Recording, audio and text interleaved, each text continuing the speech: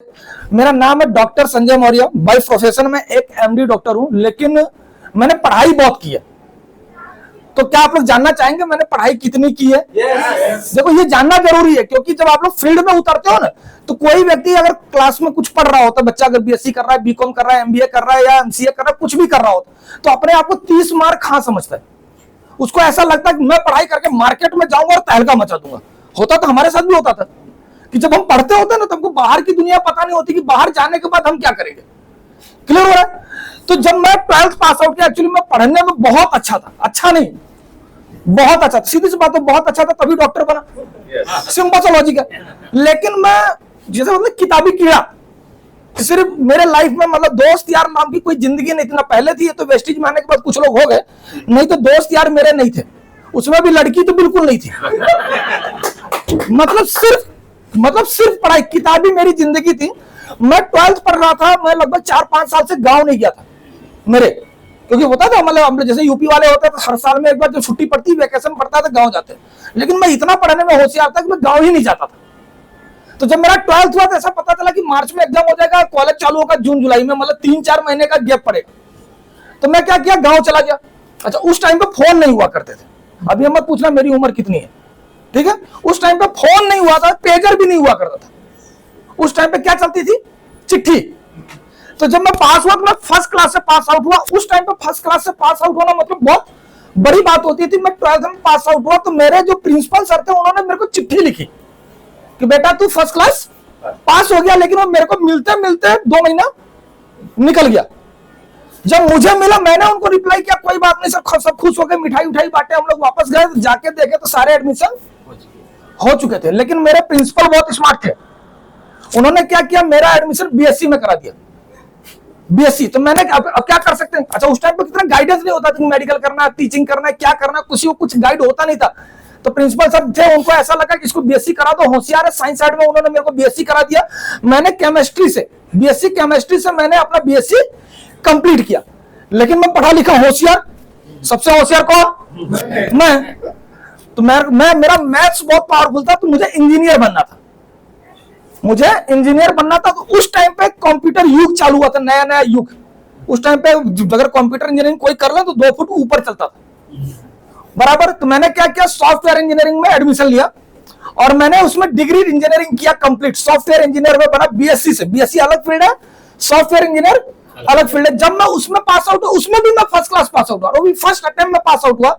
जब pass out हुआ, तो मेरे पापा ने एक डायलॉग मारा, डॉक्टर साहब एक डायलॉग मारा, बोला बेटा तेरे जैसे इंजीनियर तो मेरी ऑफिस में 2-2 हजार रुपए में नौकरी करते हैं। अब आप सोचिए कि एक बंदा, आपका लड़का खूब मेहनत करके इंजीनियर बन रहा है, तो उसके पापा उसको क्या कर रहे हैं कि बेटा तेरे जैसे इंजीनियर तो मेरी ऑफिस में 2-2 हजार रुपए में नौकरी करते हैं, मतलब। तो मैंने बोला पापा क्या कर लूं? तो पापा बोले तू मेडिकल फील्ड में चले जा। तो मैंने बोला क्या कर लूं? तो बोला पैथोलॉजिस्ट बन जा। क्योंकि देखो होता है ना, समय के साथ जो चीज चलता रहता है तो लोग उसको कहते हैं उसमें चले जाओ। तो सर मैं पैथोलॉजिस्ट बन गया, उसमें पढ़ाई किया, और पढ़ाई किया उसमें भी मैं पास हो गया, पैथोलॉजिस्ट बन गया। जब मैं पैथोलॉजिस्ट बना, तो हमारे अहमदाबाद के अंदर, हमारे अहमदाबाद में एक ब्लड बैंक है, प्रथमा ब्लड बैंक, जो लोग जानते होंगे, बहुत बड़ी ब्लड बैंक है, एशिया की शायद बड़ी बैंक है वो ब्लड बैंक। प्राइवेट में, सरकारी नहीं, प्राइवेट बैंक में सबसे बड़ी। उधर पर मैं लैब साइंटिफिक ऑफिसर था। आज से 23-24 साल पहले की बात बता रहा हूं मैं। तो वहां पर मैं लैब साइंटिफिक ऑफिसर था। मुश्किल से मुझे 6 महीने बीते होंगे नौकरी करते हुए। अच्छा, उस टाइम पे मेरी सैलरी 10,000 रुपए थी। तो मतलब 23 साल पहले 10,000 मतलब काफी अच्छी सैलरी थी। अच्छा, मेरे घर में सबसे ज्यादा मेरी ही थी उस टाइम पे। मुश्किल से 6 महीने या 1 साल भी नहीं बीता होगा, मेरे पापा का दिमाग फिर से चेंज हुआ। बोले बेटा अपने घर में कोई क्लास 1 ऑफिसर नहीं है, समझिए, बीएससी किया, सॉफ्टवेयर इंजीनियरिंग किया, पैथोलॉजिस्ट किया, जॉब किया, उसके बाद बोलते बेटा फिर से पढ़ाई कर। ठीक है, फिर मैंने बोला पापा अब क्या करूं? क्योंकि अपने को इतना ज्यादा नॉलेज था ही नहीं। मेरे पापा जहां सुन के आते थे वो आके मेरे ऊपर चिपका देते थे। तो बोले बेटा तू तैयारी कर, होता है ना। तो मैंने बोला क्या तैयारी करूं? तो आप लोग यूपीएससी का नाम जानते हो? बहुत सारे लोगों ने यूपीएससी सुना होगा, लेकिन हमारे अहमदाबाद में, हमारे गुजरात में जीपीएससी होता है, गुजरात पब्लिक सर्विस कमीशन। तो बोले बेटा तू इसकी तैयारी कर।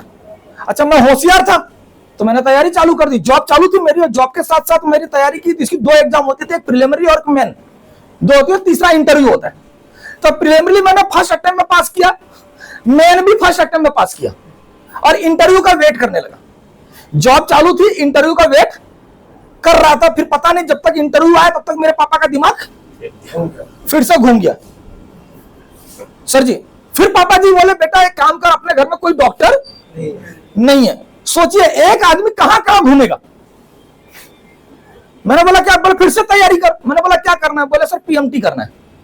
पीएमटी जानता है सर? Pre medical test. जैसे अभी नीट होता है, बच्चों को अगर पढ़ाया मेडिकल में एडमिशन लेना तो अभी क्या करना पड़ता है? नीट करना पड़ता है। नीट आप क्लियर करेंगे तब जाकर आपको उसमें एडमिशन मिलेगा। तो हमारे टाइम पे पीएमटी होता था, प्री मेडिकल टेस्ट। तो अच्छा होशियार तो था, तो पहले अटेम्प्ट में उसको भी पास कर लिया, क्लियर। जब उसको पास आउट किया तो फिर मेरा मेडिकल में एडमिशन हो गया। तो मैं भी खुश, मेरे पापा भी खुश। मैं बोला चलो कहीं तो रुकेंगे। 6 साल पढ़ाई किया। 6 साल पढ़ाई करने के बाद मैं क्या बन गया? डॉक्टर। एमडी नहीं बना यार, डॉक्टर बना। जब डॉक्टर बना तो हमारे अहमदाबाद में एक मल्टी स्पेशलिटी हॉस्पिटल है, उसके अंदर एज ए मेडिकल ऑफिसर मैंने जॉब चालू की। और मुश्किल से 1 साल हुआ होगा मेरे को जॉब करते हुए, क्योंकि करना पड़ता है। आप डॉक्टर बन जाते हो पढ़े लिख के तो उससे कोई फर्क नहीं पड़ता, लेकिन आपको प्रैक्टिस करनी पड़ती, सीखनी पड़ती। मैं वहां पर सीख रहा था लेकिन मुझे मजा नहीं आ रहा था। तो मैंने बोला एक काम करो यार, किसी का नौकरी करने, अच्छा पहले से मेरा वाइफ क्लियर था कि मुझे नौकरी नहीं करनी है। एसी बंद कैसे हो गई भाई? चालू है। दोनों बंद है सर? चालू है। चालू है। ओके। कहने का मतलब क्या था कि मैं वहां पर गया, मेडिकल ऑफिसर की जॉब किया। फिर मेरे को ऐसा लगा कि मेरे को नौकरी नहीं करनी है, तो मैंने मेरा खुद का क्लिनिक स्टार्ट कर दिया। क्लिनिक स्टार्ट हुआ मतलब 2 से 3 साल मैंने मतलब क्लिनिक को एस्टैब्लिश किया, मतलब कर करके थोड़ा सा एस्टैब्लिश किया कि जब थोड़ा बहुत अच्छा पैसा आने लगा, पापा का दिमाग फिर से चेंज हुआ। बोले बेटा और पढ़ाई कर ले। मैंने बोला क्या करना है? बोले पोस्ट ग्रेजुएट कर ले। तो मेडिकल का पोस्ट ग्रेजुएट क्या होता है सर? एमडी होता है। तो फिर मैंने फिर से पढ़ाई चालू कर दी, ठीक है। और मैं आप लोगों के सामने एज ए एमडी डॉक्टर यहाँ पर खड़ा हूं, ठीक है। ऊपर वाले की मेहरबानी है कि अभी पापा मेरे नहीं है, नहीं तो मैं अभी कुछ और पढ़ रहा होता। मेरी लाइफ के 37 इयर्स मैंने सिर्फ पढ़ाई की है, सिर्फ पढ़ाई। उसके बाद मैंने क्लिनिक स्टार्ट किया, क्लिनिक चलती रही। क्लिनिक पर मेरी लाइफ कैसी थी पता है? जैसे बोलते ना अपने, बोलते सर मुल्ला की दौड़ मस्जिद तक, ये कहावत सुनिए ना। वैसे डॉक्टर की दौड़ कहां तक होती है? क्लिनिक तक। घर से क्लिनिक, क्लिनिक से घर, घर से क्लिनिक, क्लिनिक से घर, घर से 3 किलोमीटर की दूर का मुझे कुछ पता नहीं था। मुझे अहमदाबाद में भी जाना तो मेरे भाई से पूछना पड़ता था कि यार वहां का रास्ता बता दे, तो मुझे जाना पड़ेगा। इतना मेरा मतलब वो था, क्योंकि मैं जिस चीज में घुस जाता था उसको सफल होकर मुझे फेलियर से डर लगता है। मुझे फेलियर से डर लगता है, यही कारण है कि आज मैं वेस्टिज में सक्सेस हूं। समझ मेरी बात? डर होना जरूरी है। मुझे फेलियर का डर लगता है, इसलिए मैं यहाँ पर आज सक्सेस हूं। क्योंकि मैं अगर फेल हो जाऊंगा तो लोग क्या कहेंगे, होता है ना सर? तो मुझे ये डर लगता था कि मैं फेल हो गया तो क्या कहेंगे लोग, क्लियर। ये तो मेरी पढ़ाई हुई कि मैं आज एमडी डॉक्टर हूं, सब कुछ किया, ये सब किया। अच्छा एक चीज जानते हो सर बैठे हुए हैं, एक डॉक्टर होता है छोटी सी भी डिग्री ले लेता है, छोटी सी क्लिनिक भी होती है उसकी। अच्छा थोड़ा क्लिनिक के बारे में बता दूं, लगभग 37 कंट्रीज में मेरे पेशेंट हैं, इंडिया के हर स्टेट में मेरे पेशेंट हैं। इतना मेरा वो है। अब इतना सब कुछ होने के बाद भी आज मैं वेस्टिज कर रहा हूं, तो क्या आप लोग नहीं कर सकते? लेकिन बोलता है ना कि अगर 2 लाख 5 लाख कमाने वाला व्यक्ति 20,000 कमाने वाले को समझाता है तो बेचारा फटाक करके मना कर देता है, होता है ना? क्यों? क्योंकि उसका वाई क्लियर नहीं होता है। मेरा भी वाई क्लियर नहीं था कि मैं भी वेस्टिज मैंने मर्जी से नहीं किया। इस बिजनेस को मुझे जबरदस्ती दिया गया, जबरदस्ती। उसका 2 कारण थे। 2 कारण, एक था कि मैं इतना ज्यादा पढ़ा लिखा हुआ था, इतना ज्यादा पढ़ा लिखा हुआ व्यक्ति होगा तो उसके अंदर कुछ तो होगा। क्या होगा? ईगो कूट कूट के भरा था। सर मजाक नहीं कर रहा हूं कि मैं, अगर आप वैसे मिलने आते हैं तो मैं आपसे मिलता भी नहीं। अगर आप पेशेंट हो, 500 रुपया फीस दे रहे हो तो आके मिलो, नहीं तो बाहर जाओ। मतलब ये एटीट्यूड था। मतलब 500 रुपए बिना तो मैं आपसे बात भी नहीं करता, क्यों मिलूं मैं आपसे? ये मेरा एटीट्यूड था पहले।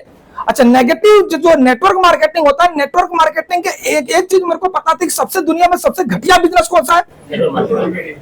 सबसे घटिया बिजनेस कौन सा है? ये मुझे पता था। यानी अगर कोई मेरे पास नेटवर्क मार्केटिंग लेकर आता तो पहली बात तो मैं उससे मिलता नहीं था, और इन केस मिलता था तो उसको बेइज्जत करके भगाता था, यानी दोबारा मेरे पास आए नहीं। तो मेरे चाचा का लड़का था, वो क्राउन डायरेक्टर था वेस्टिज में, 5 लाख रुपया महीना कमाता था उस टाइम पे। अभी कमा रहा, उस टाइम पे 1 लाख कमाता था। वो बंदा अच्छा मेरे पास आता तो वो मेरे से हैसियत में भी छोटा, उम्र में भी छोटा, हर चीज में छोटा आता तो बेचारा डर डर के ऐसे बोलता तो भैया ये किताब है, इसमें से देख लो, अगर कुछ प्रोडक्ट समझ में आए तो यूज करो। होता है ना, वो आता था बुक लेकर रख के जाता था, 6 महीने तक पढ़ा रहता था, 6 महीने के बाद वापस लेकर चला जाता, तो फिर आता था, फिर रखता था, ऐसे 3 साल बिगाड़े उसने। लेकिन 3 साल में उसकी हिम्मत नहीं हुई कि मुझे वो वेस्टिज का प्लान बता सके, नहीं बताया। 3 साल मैंने रिजेक्ट किया। चौथे साल मेरे जो ग्रेट अपलाइन है मिस्टर राम वसी सर, मैं चाहूंगा उनके लिए आप लोग एक जोरदार ताली बजाइए। वो आए मुंबई से अहमदाबाद, हम लोग को यहां से दूसरी जगह जाना होता तो बहुत सारे बहाने आते। मुंबई से अहमदाबाद आए मेरे वो वहां पर, और उनके साथ भी वही चीज हुआ जो सबके साथ होता था। 6 महीने तक मैंने उनको भगाया। सोचिए, एक व्यक्ति हर 15 दिन पे अहमदाबाद से मुंबई जा रहा है और मैं उनको भगा देता था, 2-2 घंटे वेट करवाता था, भगा देता। आप लोग को कोई भगाए तो दोबारा जाओगे? एक बार कोई मना कर दे तो भी नहीं जाओगे। लेकिन सर 6 महीने आए, 7वें 6ठे महीने में जब आए तो मतलब जैसे बोलते ना कि आदमी गुस्सा हो जाता है, यार क्या बार बार एक ही चीज। तो उन्होंने बोला सर एक काम करो, आप खाली ज्वाइनिंग कर लो, चाहे कुछ करो चाहे मत करो, ये वर्डिंग थे उनके। मैंने बोला सर तो मैं कर लूंगा, लेकिन मेरी 2 शर्त है। मेरी 2 शर्त है। पहली शर्त यह है कि मैं किसी को प्रोडक्ट बताने नहीं जाऊंगा, पहली शर्त। दूसरी शर्त यह है कि मैं 1 रुपए का प्रोडक्ट खरीदूंगा नहीं। 2 शर्त। अगर कोई व्यक्ति आपसे ऐसा बोलता है तो क्या आप उसकी ज्वाइनिंग करेंगे? नहीं करेंगे। ये 2 शर्त मैंने उनको रखी थी कि ना मैं एक भी प्रोडक्ट खरीदूंगा और ना ही मैं किसी को बताने जाऊंगा। ये मेरे वर्डिंग थे। उन्होंने बोला ठीक है, तुम जुड़ जाओ, चाहे करो चाहे मत करो। ठीक है, तो मैं जुड़ गया। और सही बात है, 3-4 महीने तक तो मैंने कुछ किया भी नहीं। 3-4 महीने तक कुछ भी नहीं किया। 3-4 महीने के बाद मेरे पास एक पेशेंट आया मेरे क्लिनिक पर, यहीं मुंबई से गई थी, लेडीज थी, 6 फुट हाइट थी, 120 किलो उसका वेट था, दोनों घुटने उसके खराब थे। और ऐसे रेफरेंस से आई थी वो पेशेंट जिसको मैं मना नहीं कर सकता था। उस पेशेंट को मैं मना नहीं कर सकता था क्योंकि घुटना इतना खराब था कि सभी डॉक्टर ने उसको बोल दिया था कि तुमको नी रिप्लेसमेंट तो कराना ही पड़ेगा। मैंने भी उसको बोला कि नी रिप्लेसमेंट कराना पड़ेगा, तो बोला नहीं सर। एक्चुअली मेरे पास वो पेशेंट आई थी, एक महाराज थे हमारे, उसमें शंकराचार्य सुना होगा, शंकराचार्य शंकर लोग, तो उसके पीठेश्वर थे ईश्वरानंद गिरी जी, आप लोग को यूट्यूब पे मिल जाएंगे। तो उनका ट्रीटमेंट 2017 में मैंने किया था, उनका वो महाराज जी का। वो 96 ईयर के थे, उनको फ्रोजन शोल्डर का प्रॉब्लम था, तो मैंने उनको ट्रीट किया था और वो एकदम ठीक हो गए थे। तो क्या कहते हैं ना कि जब बड़े बड़े ऋषि मुनि को आप ठीक कर दो तो आशीर्वाद मिल जाता है। तो जब अच्छा महाराज लोगों के पास जाता कौन है?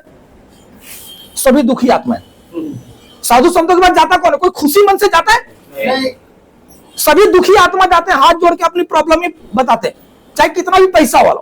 तो वो भी ऐसे लोग उनके पास जाते थे। तो उनके पास से मेरे पास IAS officer, collector, brigadier, colonel, general सब मेरे पेशेंट हो गए।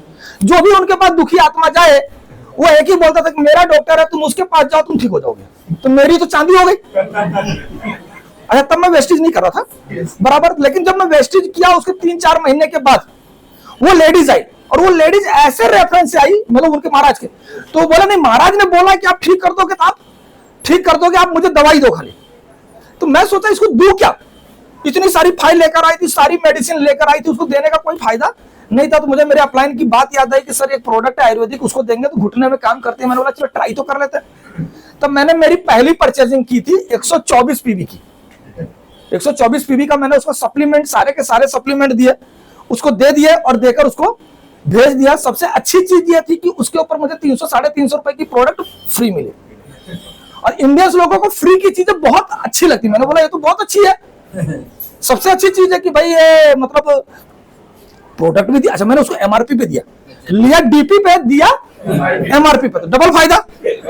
लिया DP पे, दिया MRP पे, ऊपर से 350 के प्रोडक्ट भी अपने को फ्री मिलेगा। मैंने बोला अच्छा, मैंने बोला रिजल्ट मिलेगा तो देखा जाएगा। 1 महीने के बाद उस लेडीज का मैसेज आया कि सर पेन में भी आराम है, स्वेलिंग भी कम है, प्लीज मेडिसिन डिसकंटिन्यू मत करना, मतलब बंद मत करना, आप इसी को चालू कर दो। तो मैंने क्या किया, मैं तो खुश हो गया, फ्री में प्रोडक्ट मिलते हैं। तो दो महीने के प्रोडक्ट उसको और सेल भेज दिए, ये मुंबई कुरियर कर दिया। 2 महीने के प्रोडक्ट भेज दिया, यानी 600 रुपए का प्रोडक्ट मिले, 650-700 रुपए के प्रोडक्ट फ्री मिल गए। अच्छा लगता है ना। पहले महीने का चेक भी आया 114 रुपए का, तो बहुत अच्छा लगा कि 114 रुपए का अपने को फायदा भी हुआ, ऊपर से MRP पे बेच रहा हूं। सबसे प्लस पॉइंट क्या था कि MRP पे बेच रहा था। एमआरपी पे बेच रहा था, डीपी पे खरीद रहा था, प्रोडक्ट फ्री मिल रहे थे और बोनस भी आ रहा था, मतलब घाटे का सौदा कहीं नहीं था। मैंने बोला किसी को बताने नहीं जाऊंगा, चलेगा, लेकिन अगर इसी में करूंगा तो भी मैं कुछ ना कुछ कर लूंगा। 2 महीने के बाद फिर से उसका मैसेज, आप बोले सर स्वेलिंग ना के बराबर है, पेन बिल्कुल नहीं है। मैंने बोला ये कौन सा मिरेकल हुआ? तो मुझे विश्वास हुआ कि लगता है इसके प्रोडक्ट में दम है। फिर मैंने क्या किया, सोरियासिस वाले पे चालू किया, डायबिटीज वाले पे चालू किया, बीपी वाले पे चालू किया, थायराइड वाले पे चालू किया, लेडीज प्रॉब्लम में चालू किया, हर एक प्रॉब्लम की मैंने इसकी टेस्टिमोनी चालू की। जो भी पेशेंट आए पकड़ाओ, जो भी पेशेंट आए पकड़ाओ, क्लियर। तो ऐसे करते करते करते मैंने 1 साल नेट ट्रायल लिया, सिर्फ प्रोडक्ट का ट्रायल। और आज प्रोडक्ट का ट्रायल का मैं बात करूं कलंदर जी, आप मुझसे 10 साल सीनियर होंगे इस बिजनेस में, लेकिन प्रोडक्ट का नॉलेज, कल गौतम वाली सर कुछ बोल रहे थे, मैं मेरे को मौका देता तो मैं बोलता। सर बोल रहे थे कि हमारे प्रोडक्ट दवाई नहीं है, सप्लीमेंट है, बोल रहे थे ना दवाई नहीं है, लेकिन अगर आपके पास सप्लीमेंट का सही नॉलेज हो तो हमारे सप्लीमेंट दवाई से भी अच्छा काम करते हैं। इसका झूठा डॉक्टर उदाहरण मैं 2 केस बताता हूं। 2 केस अगर आपको समझ में आए तो, एक केस तो मेरे पापा का, मेरे घर में जब मैं ट्रायल ले रहा था तब की बात है, मेरे पापा को डायबिटीज था मोर देन 700, मतलब जो पिन करते हैं ना उसमें तो आता ही नहीं था, एरर ही आवे, हमेशा हमको लेबोरेटरी में भेजना पड़ता था और लेबोरेटरी वाला लिख के देता था कि मोर देन 700।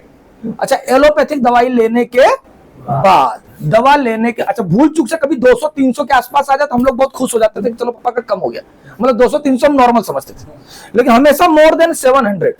फिर मेरे पापा को पेनिस में इन्फेक्शन हुआ, पेशाब की जगह पर इन्फेक्शन हुआ, वहां की सारी चमड़ी चिपक गई, छेद बंद हो गया, उनको सूजन आ गई। डॉक्टर ने बोला इसकी सर्जरी करनी पड़ेगी। मैंने बोला कर दो। तो बोला डायबिटीज कितना है? मैंने बोला मोर देन 700। सर, डॉक्टर ने भी सर पकड़ लिया, तो बोला सर इसको पहले ठीक करो। मैंने बोला सर हम लोग थक गए हैं, आप करो। सिंपल सी चीज है ना, हम तो 15 साल से कर ही रहे, आप करो। तो उन्होंने भी ट्राई किया लेकिन कंट्रोल में नहीं आया, तो बोला सर ऐसे ऑपरेशन नहीं हो पाएगा। तो मैंने उनको कुछ दवाई दिया, तो उससे उनका पेशाब चालू हो गया, तो थोड़ा सा रिलैक्स मिला, लेकिन फिर से कुछ महीने के बाद फिर से इन्फेक्शन हुआ। तब तक मेरे पास वेस्टिज आ गया था। अच्छा, तब तक मेरे को कॉन्फिडेंस भी आ गया था कि अगर ये सप्लीमेंट देंगे तो शायद काम कर जाए। तो मैंने मेरे पापा को डायबिटीज के लिए 4 से 5 या 6 सप्लीमेंट मैंने उनको दिया जनवरी में, जनवरी 2019 उनको दिया मैंने।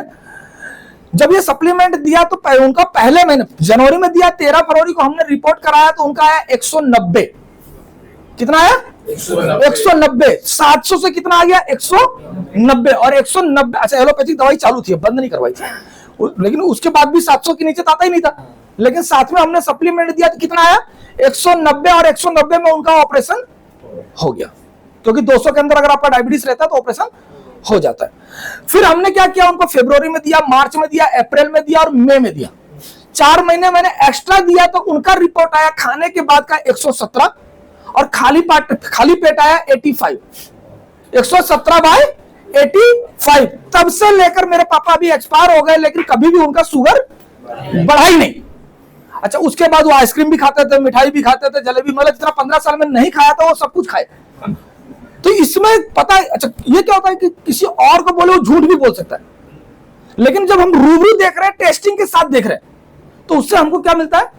कॉन्फिडेंस लेवल मिलता है। मुझे ऐसा चला कि अगर मेरे पापा का इतना 15 साल का जिद्दी से जिद्दी डायबिटीज जा सकता है, तो दुनिया का कोई भी रोग ठीक हो सकता है। तो मेरा धीरे धीरे धीरे धीरे कॉन्फिडेंस लेवल बढ़ने लगा। इसी बीच में मेरी एक शख्स से मुलाकात हुई, वो भी स्टोरी सुनाना चाहूंगा, सुनना चाहेंगे? यस। मेरे अपलाइन का फोन आया मेरे पास कि सर हमारे सीनियर एक हैं अहमदाबाद में, आप उनसे मिल लीजिए। सर आने दीजिए, बहुत गर्मी लग रही है सर। मेरे जो सीनियर थे, मेरे अपलाइन मुंबई से वो भी अहमदाबाद गए, और हमारे सर ने, अच्छा तब तक मैं नेगेटिव था, नो डाउट मैं सप्लीमेंट खरीद रहा था, दे रहा था, प्रॉफिट मिल रहे थे, लेकिन वाई मेरा एकदम क्लियर था कि मुझे ये बिजनेस नहीं करना है। उसका कारण क्या था? ईगो। उसका कारण क्या था? ईगो। यार मैं तेल साबुन बेचने जाऊंगा, सर एक एमडी तेल साबुन बेचने जाएगा, अब यही काम रह गया मेरे पास, सही है ना सर? ये चीज तो मैं सर का फोन आया, बोले कि सर वहां पर गए, खाली आप मिल लो। तो मैंने बोला ठीक है सर, क्लिनिक पर भेज देना, मिल लेंगे, मिलने में क्या जाता है तब तक, क्योंकि थोड़ा बहुत तो कॉन्फिडेंस आ गया था प्रोडक्ट का। तो सर ने बोला जब मिला ही रहे तो कुछ लोगों को मिला लो, और आप नहीं करोगे तो हो सकता कोई कर लेगा। अच्छा, तो मेरे को भी कॉन्फिडेंस आया, तो मैं बोला यार इसके प्रोडक्ट में दम है तो कुछ ना कुछ देख लेता। तो मैंने 20 लोगों को इनवाइट किया। कितना? 20 लोगों को इनवाइट किया, और 20 लोग मेरे कहने पे आए भी। जितने लोग आए थे उसमें से कोई एमबीए किया हुआ था, कोई एमसीए किया हुआ था, कोई इंजीनियरिंग किया हुआ था, कोई डॉक्टर था, कोई टीचर था, किसी की भी सैलरी 50,000 से कम नहीं थी। सब लोग आए। मैंने सर को टाइम दिया था मेरा क्लिनिक में 9 बजे बंद करता था। मैंने बोला सर आप 9:15 तक टच हो जाना। तो बोले सर हाँ ठीक है, मैं 9:15 बजे तक आ जाऊंगा। मैंने बोला ठीक है सर, कोई बात नहीं। अच्छा, उस दिन मेरे पास पेशेंट ज्यादा आए तो मैं भूल गया, मेरे को बैठे बैठे 10 बज गए। 10 बजे फोन किया मैंने सर को। सर, मैंने बोला सब लोग आके बैठे हुए हैं और आप अभी तक आए नहीं। तो बोले नहीं सर मैं रास्ते में हूं। होता है ना, सर मैं रास्ते में, मैं आ ही रहा हूं, आप जाना नहीं। मैंने बोला ठीक है सर, कोई बात नहीं, वेट कर लेते। जब 1 घंटा तो चला ही गया था। अच्छा, उसमें से फिर आधे लोग चले गए। जो 20 लोग आए थे उसमें से जो लेडीज डिपार्टमेंट थी वो चली गई, क्योंकि लेडीज लोगों को इतना अलाउ नहीं होता कि लेट नाइट तक वो रुके, और अभी बिना कारण के क्यों बैठे। तो 8-10 लोग फिर भी रुके। 10:30 बजे फोन किया, सेम जवाब, सर ट्रैफिक में फंसा हूं, आ रहा हूं। होता है ना, हम लोग ऐसे ही बोलते हैं ना लोगों को। ऐसे करते करते रात के 11:30 बज गए। हम लोग ने, किसी ने खाना नहीं खाया था, लेकिन फिर भी वेट किया था। एक व्यक्ति, इस व्यक्ति की, कोई व्यक्ति हमारे पास आ रहा है तो बेचारा खाली हाथ ना जाए। वो आए रात को 11:30 बजे, और 11:30 बजे आने के बाद कागज निकाला, पेन निकाला और चालू पड़ गए गोला बनाना। होता है ना सर, हम लोग यही करते हैं ना, 1 गोला, 2 गोला, 3 गोला, 4 गोला, 5 गोला, 6 गोला। सर आपको ये मिलेगा, आपको ये मिलेगा, आपको ये मिलेगा। मेरा दिमाग कहीं चलता ही नहीं था।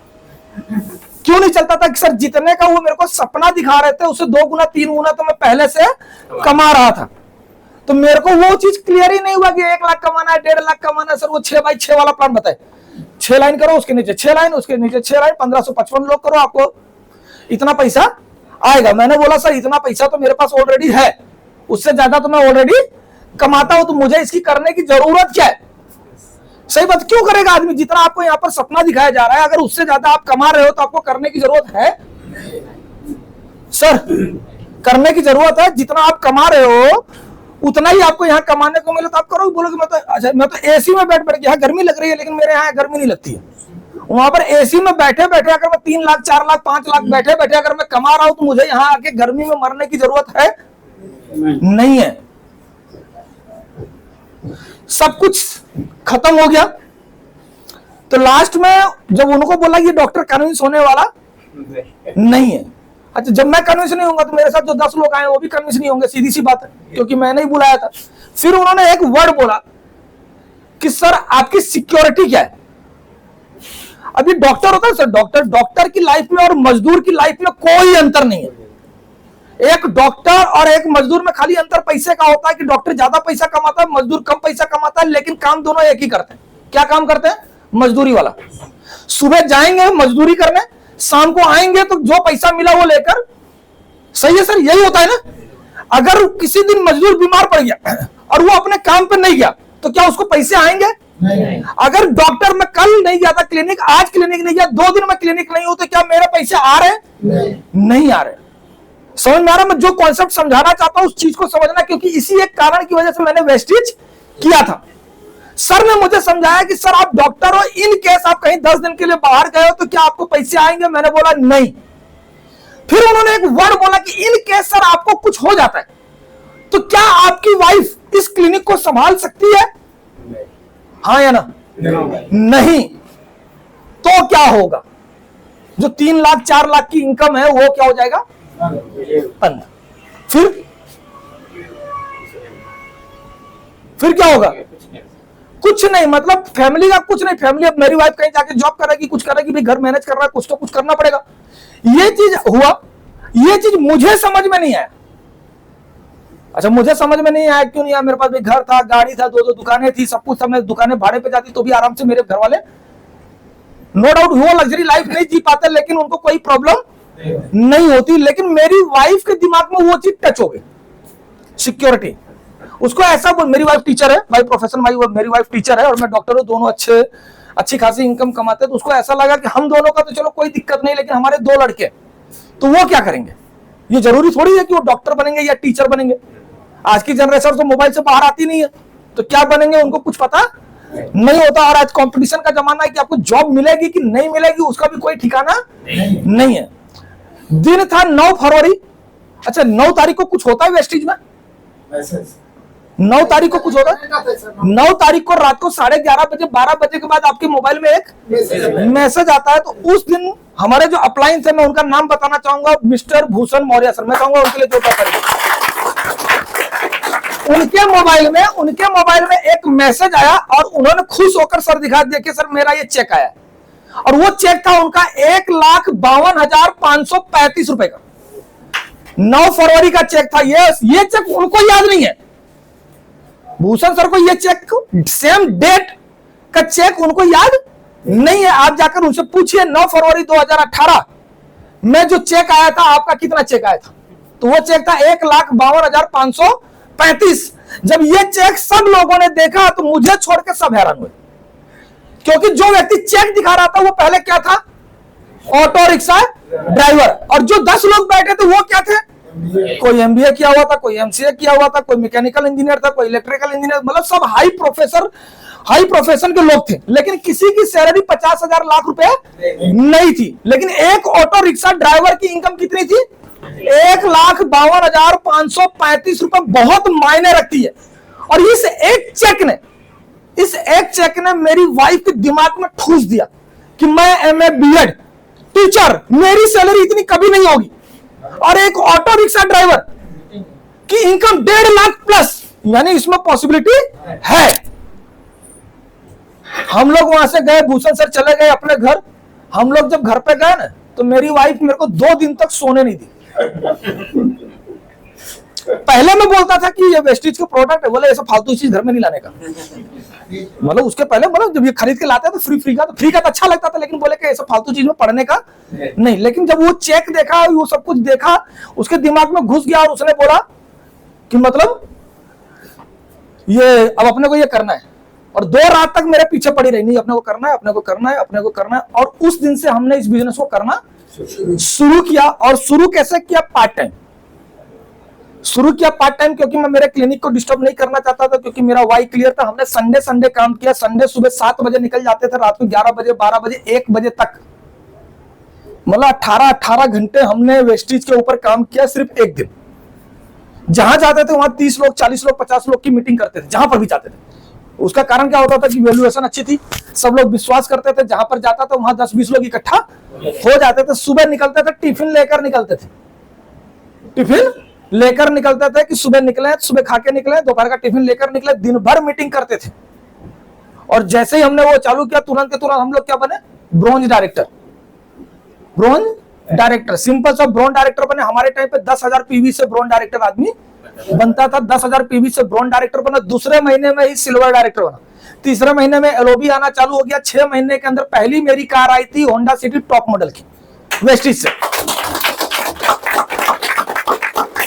इसका नेगेटिव व्यक्ति, लेकिन 6 महीने के अंदर आके कार खड़ी हो गई। अच्छा, जैसे होता ना कि घर में सपोर्ट नहीं मिलता है, बीबी सपोर्ट में थी लेकिन मेरे पापा सपोर्ट में नहीं थे। मेरे पापा ही बोलते थे कि मेरा बेटा और मेरी बहू दोनों पगला गए, ये वर्डिंग थे।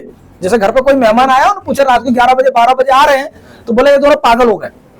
लेकिन पापा को एक इतना विश्वास था कि मेरा बेटा कभी कोई गलत काम नहीं करेगा। मैंने उस चीज को किया। उसके बाद 2019 में कुछ नहीं हुआ, एलओबी लेता रहा। हाँ, ये है कि कभी चेक कम नहीं हुआ, अपना पेमेंट आता रहा, हर महीने पेमेंट आता रहा। 2020 में पहला फॉरेन टूर मैंने लिया। अच्छा, सबसे अच्छी चीज क्या थी पता है?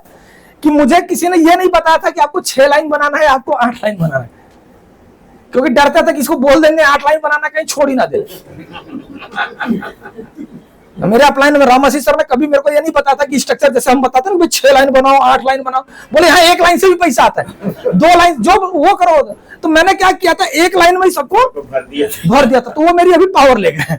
वो भी अच्छा काम, जो होता है अच्छे के लिए ही होता है। जब मैंने फर्स्ट टूर किया तो सर हमारे आरसी यादव सर हमारे साथ थे। हम लोग कितने लोग थे? 5 लोग, मात्र 5 लोग थे। वहां पर हमारे साथ एक स्ट्रेटजी हुई थी। अच्छा, होता ना जैसे ईगो तो पहले भी था, उस टाइम पे भी था ईगो। एक डॉक्टर हूं, पीछे थोड़ी बैठूंगा, जाके हम लोग आगे बैठ गए, हम पांचों लोग जाके आगे बैठ गए। अच्छा, वो रिजर्व सीट नहीं थी, जैसे होता है ना कि रिजर्व सीट लिखी होती है, वो रिजर्व सीट नहीं थी, तो हम लोग इतने होशियार थे कि जो रिजर्व सीट है हम उस पर नहीं बैठेंगे, बिना रिजर्व वाले सीट पे हम लोग जाके बैठ गए। आधे घंटे के बाद अनाउंस होता है कि दूसरी रो भी खाली कर दो। मैं पहली रो में नहीं बैठे थे, दूसरी रो में बैठे थे, गाला डिनर था वहां पर, और खाली कर दो। तो हम लोग बैठे रहे, और बैठे रहने के बाद आगे वॉलंटियर्स उठाने के लिए, सर आप खाली हो जाइए, बहुत सारे यूसीडी बाकी, आपको उठना पड़ेगा। अब हम सर 5 लोग थे, हम लोग उठ के पीछे गए, तो पीछे देखा एक भी सीट नहीं थी। हम लोग लगभग आधे घंटे खड़े थे, तो मेरे अंदर गुस्सा आ रहा था, गुस्सा। और मैं सर को बोला, सर ये बेइज्जती करवा रहे हो, होता है ना बेइज्जती, तो यहाँ लगता था यहाँ। मैंने बोला सर नेक्स्ट टाइम टूर आएंगे तो यूसीडी के साथ आएंगे, नहीं तो आएंगे नहीं। अब यहाँ पर 2 चीजें हो सकती थी, या तो मैं वेस्टेज छोड़ देता, सिंपल होता है, तो गुस्सा आता, 2 ही चीज हो सकता है ना यार, या तो वेस्टेज छोड़ देता या तो मैं यूसीडी करके आता। लेकिन मैंने बोला मेरे को फेलियर से डर लगता है। मेरे जो डॉक्टर्स का ग्रुप है उसमें मेरा नाम था नोनी बाबा, वो लोग ने मेरा पैट नेम रखा था नोनी बाबा वेस्टिजाचार्य। समझा, ये मेरा मतलब वो लोग ने उसमें ग्रुप में मेरा नाम रखा था, मतलब इतना मुझे क्रिटिसाइज करते थे। सिंपल सा चीज है कि इतना बड़ा डॉक्टर अगर करता तो लोग क्रिटिसाइज करते हैं, लेकिन जब गाड़ी आई तो थोड़े से शांत हुए। जब पहला फॉरेन टूर किया तो शांत हुए। सर को मैंने बोला सर हम बिना यूसीडी के तो यहाँ नहीं आएंगे, फिक्स। वहां से आया, जैसे ही फरवरी का टूर था, हमने मार्च महीने में मैंने तुरंत सबसे पहला मेरा टारगेट लिया, स्टार से डायमंड किया तुरंत। अप्रैल को छोड़ा, मई महीने के अंदर मैंने क्राउन किया, क्लियर। तो क्राउन करने के बाद फिर उस टाइम पर लॉकडाउन लग गया था, मार्च में मेरा क्राउन हुआ, उसके 2 महीने पहले लॉकडाउन लग गया था। लेकिन मैंने क्राउन किया था लॉकडाउन के अंदर, और उसी लॉकडाउन के अंदर 3 महीने के अंदर मैंने अपना हाउस फंड भी मेंटेन किया। उसके अंदर सबसे अच्छा देखो, अच्छा क्योंकि कोविड जो आया था वो अच्छा था कि खराब था? अच्छा था।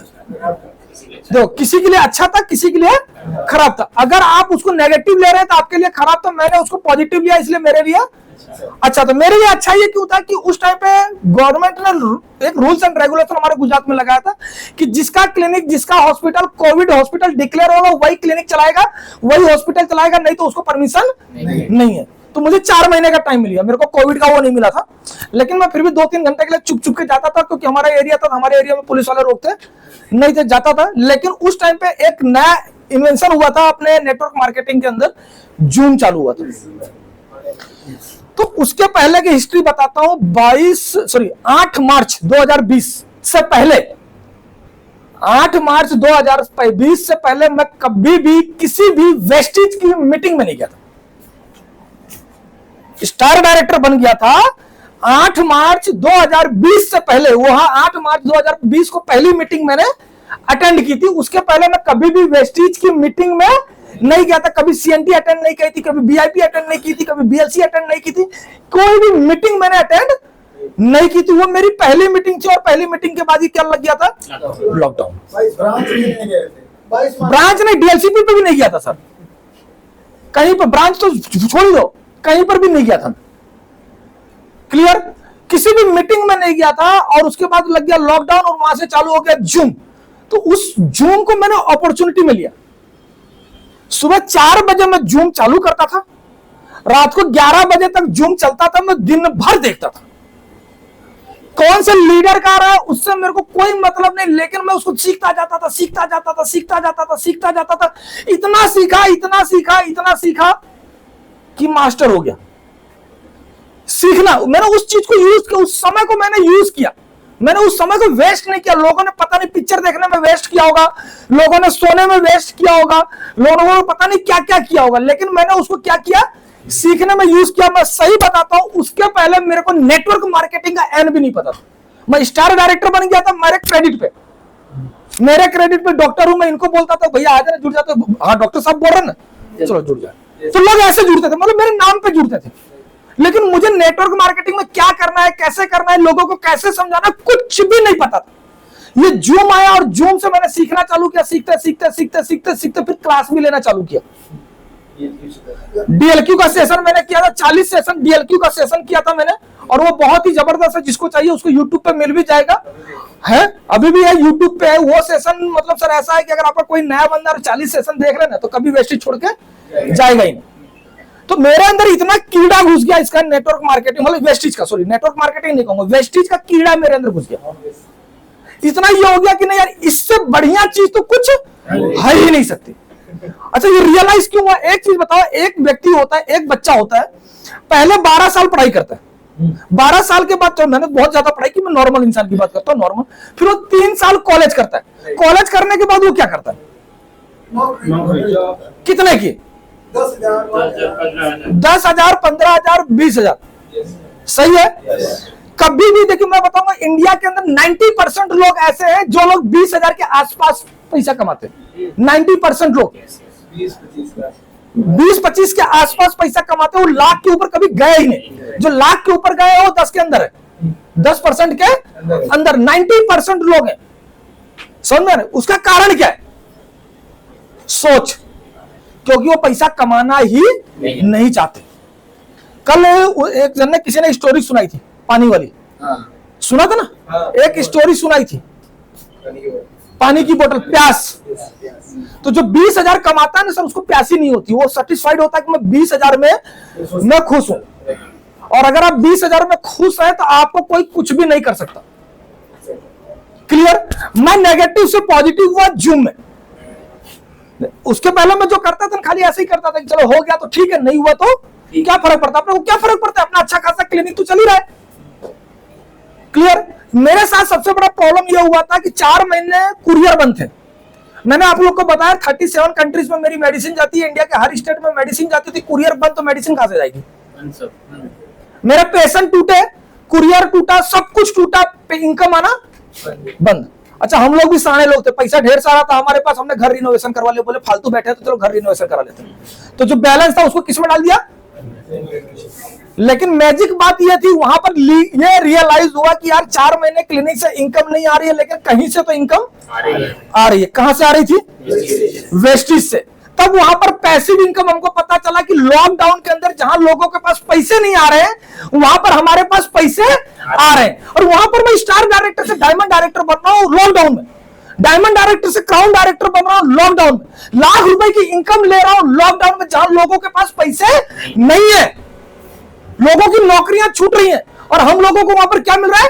पैसा मिल रहा है। वहां पर उसकी वैल्यू पता चली, वेस्टेज की सही वैल्यू मेरे को उस 4 महीने में पता चली, और वहां पर हमने कमिटमेंट किया। अच्छा देखो, जब आप कोई भी अच्छा कमिटमेंट करते हैं तो कुदरत भी साथ देती है। वो डायलॉग है ना, कौन सा, सिद्धार्थ वाला, मेरे को याद नहीं है।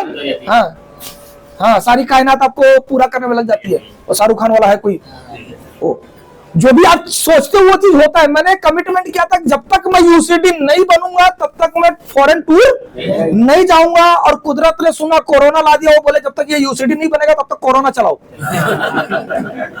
और 2021 भी कोरोना में गया, लेकिन 2021 के अंदर ही मेरा लेवल क्या हो गया था? यूसीडी। और जैसे ही कोविड खत्म हुआ 2022 के अंदर, उसके बाद हमारी कंपनी ने अगस्त में फिर से टूर दिया, तो वो मेरा सेकंड टूर था। और वहां पर मैं कौन से लेवल पे गया था? यूसीडी पे गया था। क्लियर? फिर वहां से जब हम लोग वापस आए, यूसीडी करके हम लोग वहां टूर लेकर आए, अभी मेरा लेवल यूसीडी ही है। लेकिन सबने अपने अपने ड्रीम्स बताए, मैंने क्या हासिल किया वेस्टेज से, ये बहुत जरूरी है। इस मेरे को 5 साल हो चुके वेस्टेज में, वेस्टेज करते करते। पहली मैंने ली थी Honda city top model car, जो अभी भी मेरे पास है। 3 फॉरेन टूर कर चुका हूं, तीसरा फॉरेन टूर अभी 10 दिन पहले करके आया हूं, दिवाली के बाद मैं तीसरा फॉरेन टूर करके आया हूं, 3 फॉरेन टूर। चौथा, धनतेरस के दिन मैंने 1,20,00,000 का बंगला लिया, बुक नहीं किया, लिया। ये सब किसकी बदौलत हो पाया? वेस्टेज की बदौलत। और हर आदमी का यही सपना होता है कि उसका बेचारे का सपनों का घर हो, सपनों की गाड़ी हो, मान सम्मान हो और पैसा हो। मेरे को ऐसा नहीं लगता कि वेस्टेज से ज्यादा मान सम्मान कहीं और मिलता हो।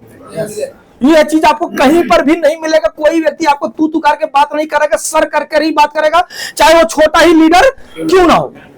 इससे ज्यादा रिस्पेक्ट आपको कहां पर मिलेगी?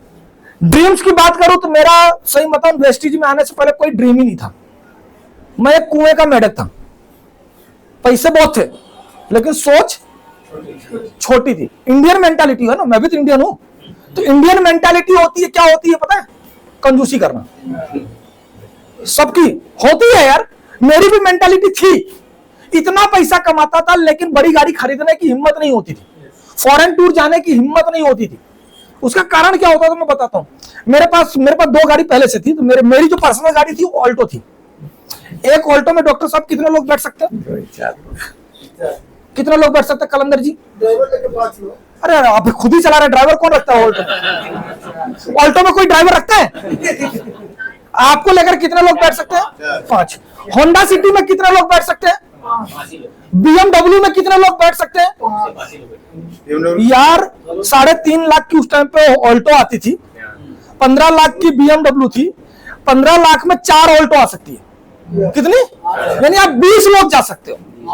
तो जो काम 3.5 लाख रुपए में होता उसके लिए 15 लाख खर्च करने की क्या जरूरत है?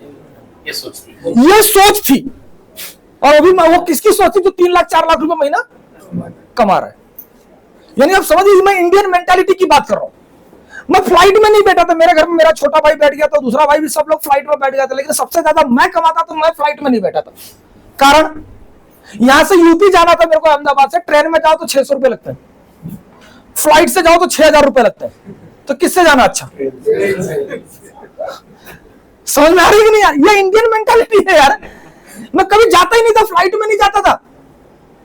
फॉरेन टूर हमारे जितने भी डॉक्टर दोस्त थे सभी लोग 1.5 लाख 2 लाख सब कमाते थे। हर साल प्लान बनाए चलो फॉरेन घूम के आते थे, फिर कैलकुलेशन मानने बैठते थे कि यार 10 दिन का टूर जाएंगे तो कम से कम 5-6 लाख रुपए जाएगा, 10 दिन क्लिनिक बंद रहेगी तो 5-6 लाख बिगड़ेगा भी, पेशेंट टूट गए तो वापस भी नहीं आएंगे, रहने तो अगली बार सोचेंगे। और ऐसे सोचते सोचते हम लोग का टाइम निकल जाता था, कभी फॉरेन टूर नहीं जाते थे।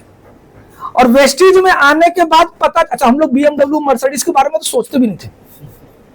सही मजाक नहीं करो, सोचते भी नहीं थे। क्यों? लेना ही नहीं है यार। 50 लाख 60 लाख की गाड़ी लेनी है, उतने में कितनी सारी ऑल्टो आ जाएगी, मैं लेकर भाड़े पे चला दूंगा तो पैसा कमाऊंगा। ये सोच होती थी यार। सही, ये सही चीज, इसको समझिए। मैं बता रहा हूँ और जेन्युइनली बात बता रहा हूँ, ये मेरी खुद की सोच थी, मैं इसमें कहानी नहीं बता रहा हूँ, जेन्युइनली ये सोच थी मेरी। और जब मैं कुएं में से बाहर आया वेस्टिज में, तब मुझे पता चला कि समुद्र कितना विशाल होता है। और वेस्टिज क्या है? समुद्र है। इसके अंदर से आप जितना चाहो ना उतना उठा सकते हो। क्योंकि अगर मैं आज भी पार्ट टाइम कर रहा हूं, मैं सिर्फ संडे वेस्टिज में काम करता हूं, और संडे वेस्टिज में काम कर करके भी अगर ये सारी चीजें मैं अचीव कर सकता हूं, तो आप लोग फुल टाइम करके क्यों नहीं कर सकते? yes,